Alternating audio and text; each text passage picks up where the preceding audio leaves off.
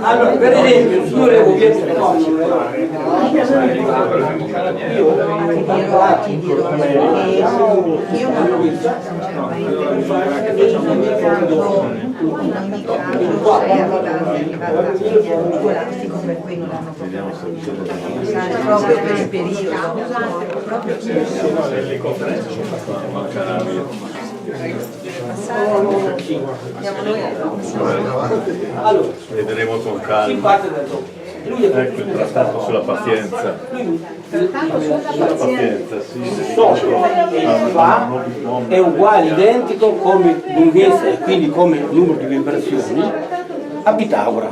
Perché Pitagora fino a 21 secoli dopo, va bene, le uniche consonanti impercettibili di tevole all'orecchio erano la quarta e la quinta, do, re, mi, fa, do, re, mi, fa e sol, fa, sol. Quindi anche Zarlino ha mantenuto queste consonanti, ma le ha ampliate perché già nel 500, anche nel 400, si suonava con gli strumenti eccetera eccetera e dilettevoli all'orecchio erano anche le terze e le seste, maggiori e minori.